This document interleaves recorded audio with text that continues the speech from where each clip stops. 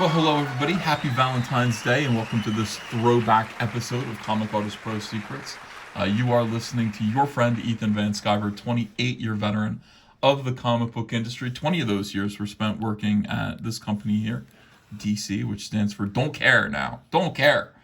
On titles like this, Hal Jordan and the Green Lantern Corps. This was the last series that I drew for DC Comics. I guess this book happened in 2017-ish. 2017, yeah, August of 2017.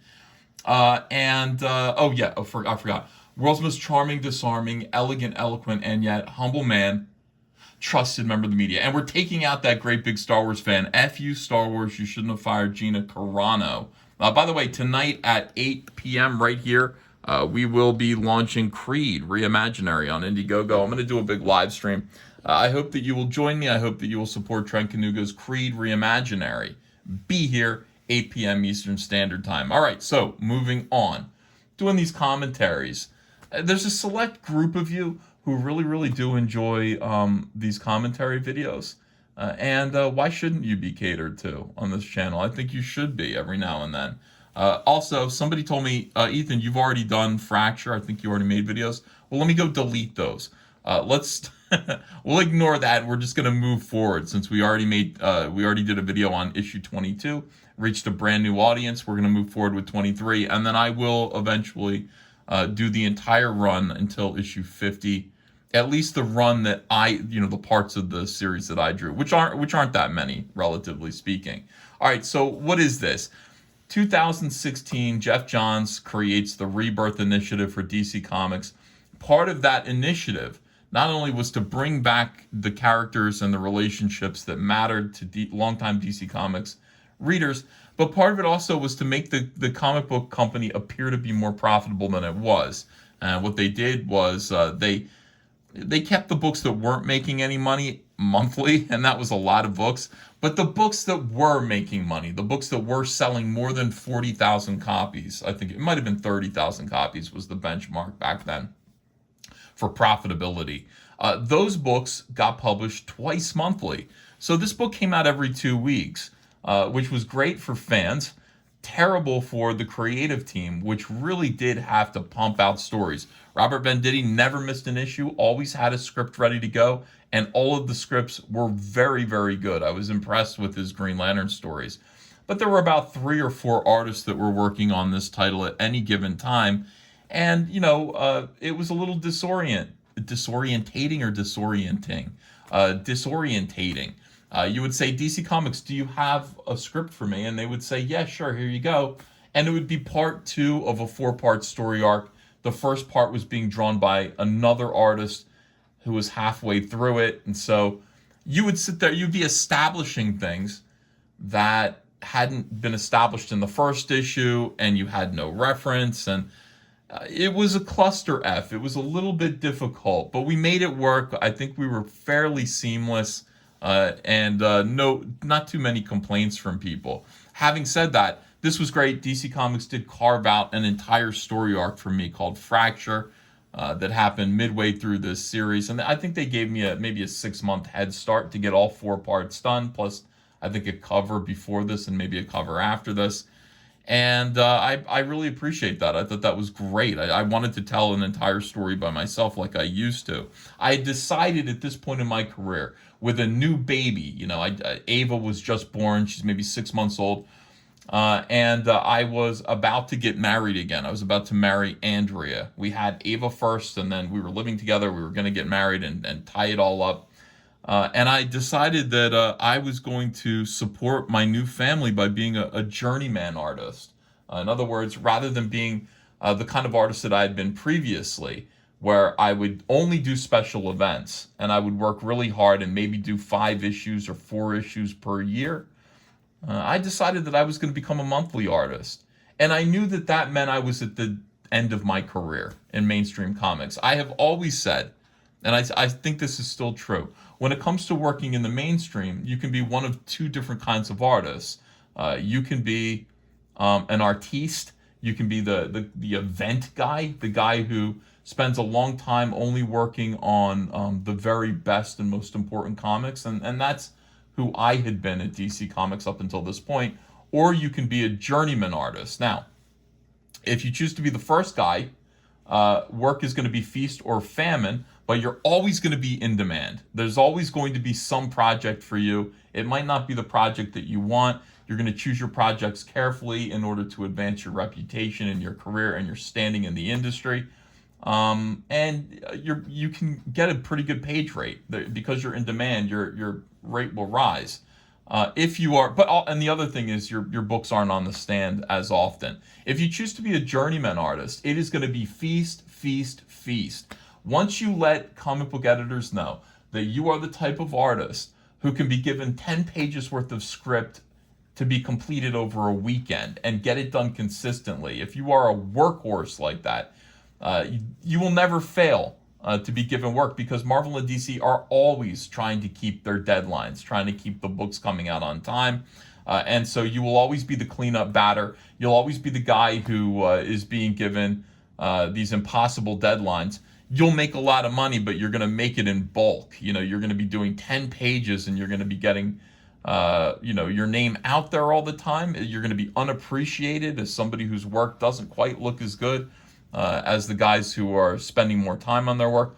All of this stuff. So your career is also going to burn out eventually, because nobody demands your work, they're going to stop calling you.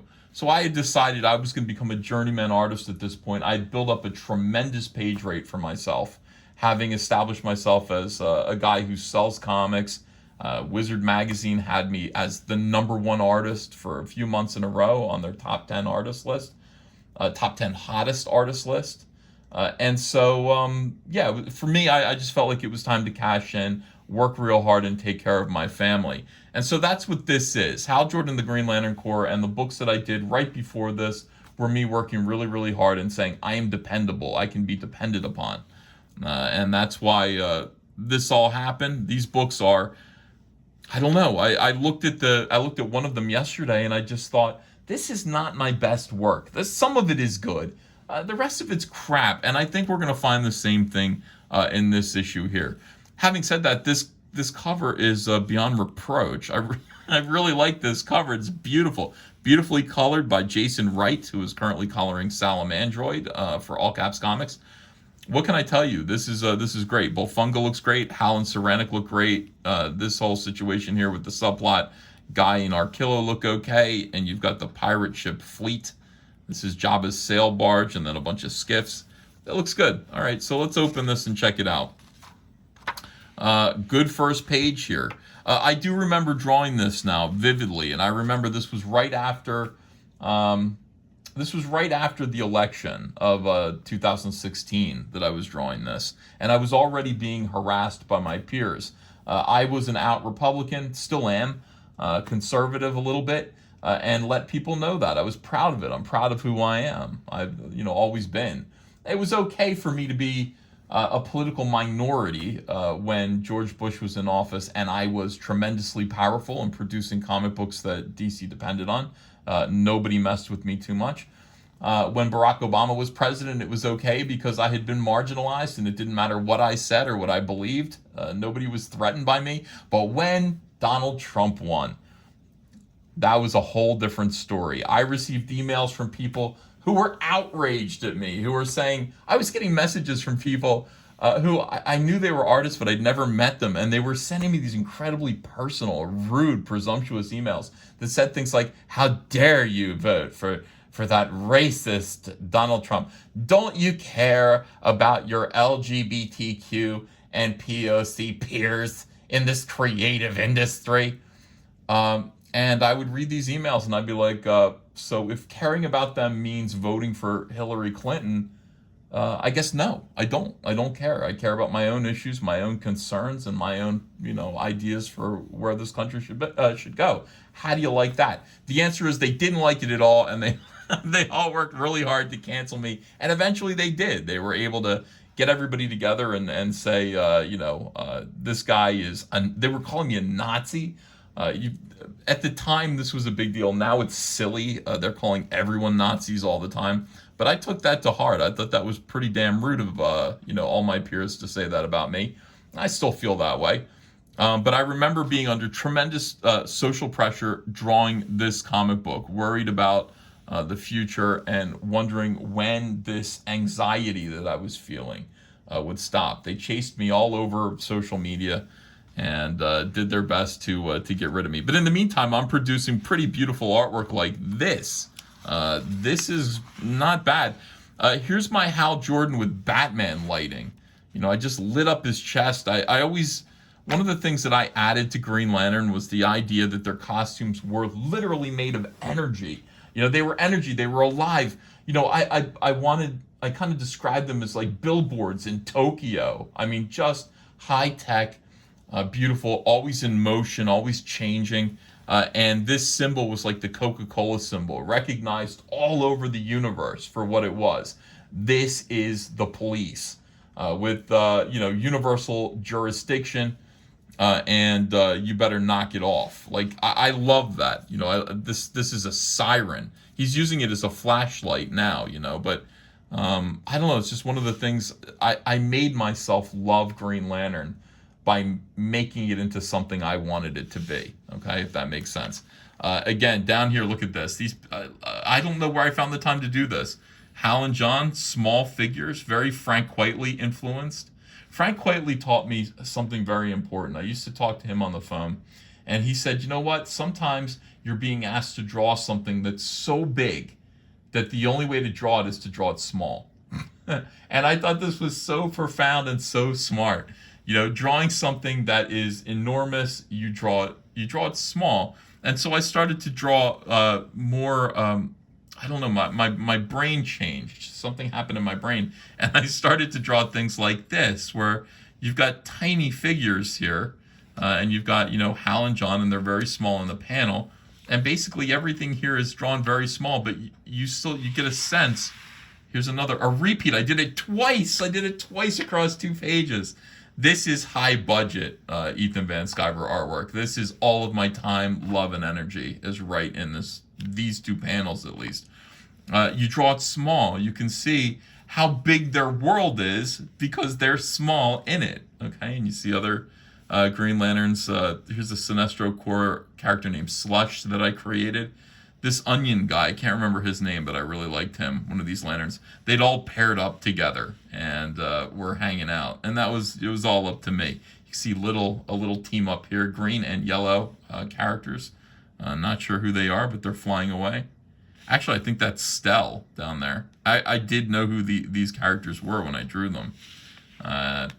John and Hal are having an argument. And I don't like the way this is. I like Jason Wright a lot. The colors here look kind of strange, but it's okay. Oh, holy cow! Oh my God, I really worked hard on this. Oh, you poor thing. Oh my God, I must have been in hell. I must have been in emotional turmoil over, you know, being chased down, because I do remember this now. This is the cafeteria in the Green Lantern Corps mess hall here on Mogo. And I was supposed to draw. It's lunchtime. You know, everyone's having lunch. And these are the guys who are, look at all the different varieties of food here for the various aliens. This is really, really good. And again, I must have just had my headphones on and I was just pretending not to be in pain, you know. Because I drew all of these characters. Look at Stell here, Kilowog. All of these are real characters here. They're the entire Green Lantern Corps and Sinestro Corps are represented here in this space age cafeteria. You can see more coming in. I probably would have liked to have filled all of this space, but I must have just realized that you know, I was never going to get this page done if I didn't just cut this off and make this, you know, floor. You have to walk here, and there's more seating down here. Okay, let's cheat a little bit, just a little bit. Glorious, holy cow! Great shot of Kyle Rayner as Saranic sits here and ignores him eating what looks like Jello out of some. She's got a nice muffin here, nice muffin that she's eating. Hand tightened into a fist as she feels. She's pretending to be aloof, but she feels anger. She feels something about Kyle Rayner. doesn't want him to sit there, but Kyle does anyway, and they begin to have an argument. And here is more of this. Here's more of this argument. Oh, I love Kilowog. Here's Kilowog with a big plate of food. Look, he's got all meat. He's got all manner of meats, delicious meats, all stacked up on his plate. He's happy to see everyone. He sits down and he starts digging in. I always draw Kilowog the same way that I would draw Ben Grimm, the Thing, if I were drawing Fantastic Four. Virtually the same character, but without a stogie, without a cigar, but the same shape for the most part, and the same kind of jokes that you would make about both characters. You would draw this. You would draw food going into Ben Grimm's mouth here as Kyle Rayner suffers. And in comes HAL, and Sarenic got up and left. Still watching. Oh, she's looking. I was wondering. I was like, why is she watching Kilowog eat a turkey leg? But she's looking at Kyle, whose head is down. Hal Jordan doesn't quite understand what he's like. Bitch, what's your problem? She walks away, and this poor mushroom man. He was balancing. He doesn't have any arms. He was carefully balancing his lunch of ice, or whatever this is, and a muffin on his head, on his tray. And Serena came by and she knocked it over, and completely inappropriate. And this is where Serenic Natu becomes a villain, in my opinion. Whoa, more goodness here. This issue's good so far. We're only like 8 pages into it. Good stuff. As Arkillo and Guy Gardner, we get a nice splash shot of them. You want as many of these as you can in a single issue of Green Lantern. Just nice big shots of lanterns with their fists and their rings. You want to see that. That's important. Good stuff. And look at this dark stronghold of the Cepheid Raiders. Okay. So I was asked to draw a compound on top of a meteor where these pirates would hang out. And you could tell, I mean, this is, hey, don't F with us. Like, this is an armored compound with big guns. And where did I get this gun? This gun is really detailed. And I think actually it's a Transformer gun or a G.I. Joe gun. I went to eBay and I probably looked up Transformer or G.I. Joe guns. So I wanted to get some help. And I think I found something similar to this, and I drew it. I'm not somebody who traces. I do not trace. But I got ideas for shapes to make this gun into something that looks well thought out. It looks pretty good. There's a lot of detail on this gun.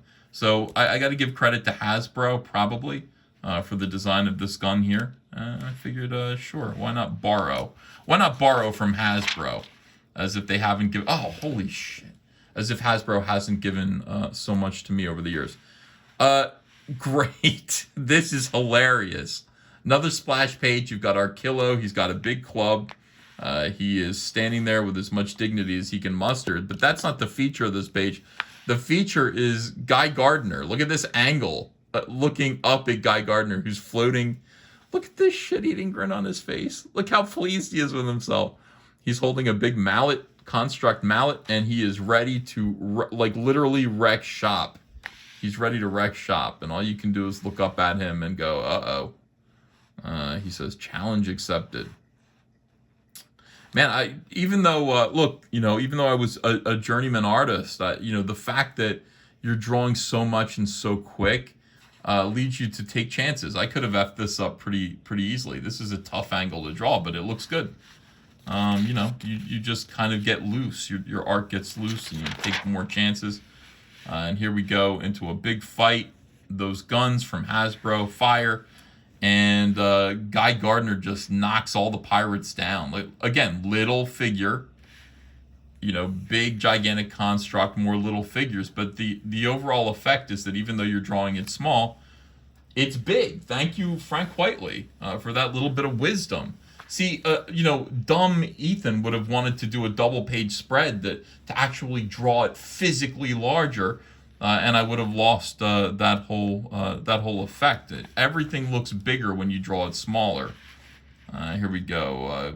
Guy and Kilowog Guy's head looks too small there.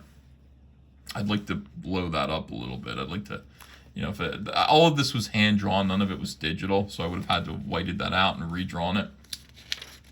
I don't know if I noticed that mistake then or not, but time was ticking. Here's a quickie page as Arkillo takes a blast. Yeah, this is pretty simple. Look at this. I mean, even though it works completely well, I mean, this looks great.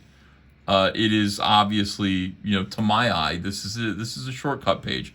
Guy is completely silhouetted. Andrea used to come down and she'd say, "Uh-oh, he's got that black marker out again," and she meant this, this Faber-Castell Pit Artist big brush pen. When I got that out, she'd go, "You're cheating, aren't you?" And I'd say, "Well, I mean, look, silhouettes, she'd be like, "Yeah, okay." She knew when I had that pen out and I was doing silhouettes, she'd be like, "You're cutting corners," and she'd make fun of me. This is great right here. Nobody takes a punch for it. Look at Guy, pissed off. He's demanding. He's like, "Somebody hit me." This is great. Great coloring by Jason Wright. Guy looks almost sinister here. He wants to fight. He's revved up. Arkillo jumped in front of the blast that was meant for him. He wanted to take that punch. All right, so there's our Arkillo and Guy Gardner are kick-ass as a team together. Meanwhile, here, there's a dead guy, and we're doing an autopsy on him. It should be pretty clear that he is related to Sinestro, or he is from Sinestro's race. But we're about to learn a deep, dark secret. He looks like half Sinestro, and he looks like half Kyle Rayner. This is the definition of a cheat page right here. Look at this strip of panels. Right there. Look at this. Must have taken 1 hour. Give me a break. And I got paid the same for this as I got paid for the pages that I, worked really hard on. And it's fine. But look at these wide margins here. This was another way to cheat, make it go quicker. Give me a break. More cheating. They're in a big hallway. Arkillo takes the door off the hinge. And even though this works just fine, it was extremely easy to draw. And I would consider this a cheat page too, because of the height of the Citadel here, the room that they're in. We've got all kinds of space up here, and just our figures here, they're looking down at this is who they were coming to get. This was the treasure they were hiding, this little digital imp. And they're very happy with themselves that they found it. Doing an autopsy. Look at this blood. Look at cutting him open and everything. In issue, I think it was issue 2 or 1. I can't remember what issue it was. Maybe 4. They asked me to have them use a rib spreader on Hal Jordan, and they were autopsying Hal Jordan's perhaps dead body or something like that. I couldn't do it. It just felt awful. But here, this guy's already dead. He's a nobody, and they're figuring out that this guy's half Sinestro, half, Kyle Rayner. Oh my God, it's their son. Like, Kyle and Saranic had sex, and they had this child, and nobody ever. How did nobody ever tell her that? I'm not sure. I don't remember how this all worked out. But now she's pissed. Now she is pissed off. And here's another cheat page, but it's pretty funny as Arkillo and Guy Gardner present this little purple monkey to John Stewart. They were waiting for him. Look at him. It's great.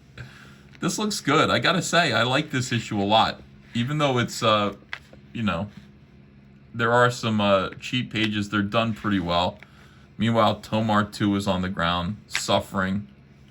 And why? This is a really nice layout here. John's face looks funny there, but this panel here was I remember drawing this now. I remember this panel here was the first panel I drew because I just wanted to make sure that I got it right as he was on the ground. It's a small panel, but it's good. The body language is good here. Hal's body language is good. And it's very, very detailed for, being a small panel. Say, I'm sorry. What is it? Let's turn the page and find out. Oh, garbage. Pure garbage. This is what we need to convey. We're projecting a scene of Tomar 2 having murdered one of the Sinestro Corps. And then this awful image of HAL. By the way, I didn't draw... Look, where are his legs? His legs just disappeared. I didn't draw them, but the colorist kind of colored this shape in that doesn't quite work. Again, super cheap page ending as we reveal that Tomar 2's in pain because he killed a Sinestro Corps guy, and when you kill a lantern, their ring goes and finds a new wearer, right? So you hide the evidence by constantly being vigilant in keeping this ring, which is probably bouncing around inside the box, from leaving and finding a new wearer. So Tomar 2 is in trouble. Tomar 2's in big trouble, guys. He's a killer. All right, so that's it. That's this issue. Good. What can I tell you? I'm 80% pleased with it. I had a good time looking at that, and I made myself laugh a couple of times. So it's not a bad issue. Let me know what you think in the comments. I read all of your comments, every single one of them. These commentary videos are really long, though. Look at this, 26 minutes already. Oh, that went by really quick. All right, guys, have a great day. I'll see you tonight on this channel for the Trent Kanuga's Creed Reimaginary 2-book bundle campaign on Indiegogo. Be prepared to support the book. Appreciate you guys, and I'll see you again soon. Bye. Hey, you want to follow me on Twitter? Are you sure? Well, if so, I'm at Ethan Van Sciver. That's at Ethan Van Sciver. See you there.